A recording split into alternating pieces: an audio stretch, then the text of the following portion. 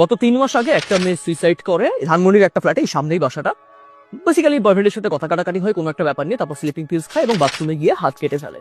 তা 24 ঘন্টা মেয়েটার লাশ ওই বাথরুমের মধ্যে পড়েছিল। পরের দিন গিয়ে যখন বুয়া দরজা খোলো, লাশটা পাওয়া যায়, এরপর পুলিশ কেস টেস হয়।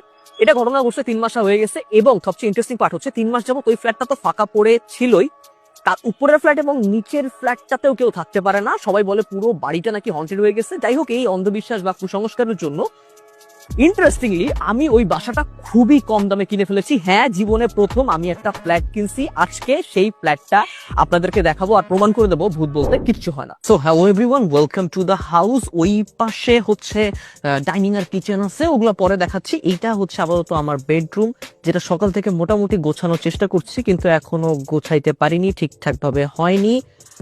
আরো একটু সময় লাগবে, কয়েকদিন সময় লাগবে গোছগাছ করতে। আর এখন দেখাবো সেই ইন্টারেস্টিং প্লেসটা, ওয়েলকাম, যেখানে সেই মেয়েটা সুইসাইড করেছিল আর এইখানেই মেয়েটার লাশ পাওয়া গিয়েছিল। তো আজকে রাতে থাকার পর বোঝা যাবে যে এইখানে আদৌ কোনো কিছু আছে কিনা, কারণ আমি ভূত প্রেত এগুলাতে একদমই বিশ্বাস করি না।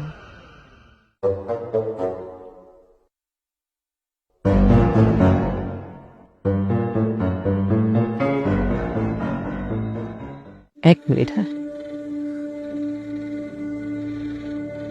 ম্যাম, ম্যাম ম্যাম দেখেন, এখানে অনেকগুলো রুম আছে, একটাতে আপনি থাকবেন বা সব পুরো বাসাটা আপনি থাকেন।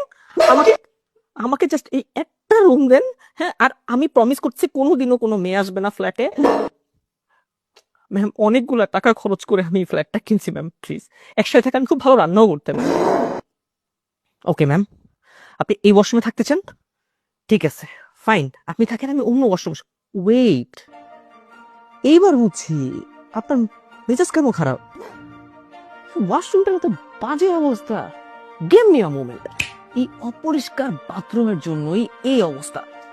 এর জন্য দায়ী এই নীল রঙের ক্ষতিকারক দুর্গন্ধযুক্ত টয়লেট ক্লিনার। ইন্ট্রোডিউসিং ডায়লগস টয়লেট ক্লিনার, একদম চকচকে পরিষ্কার করে, সাথে দেয় লেমন ফ্রেগন্যান্স।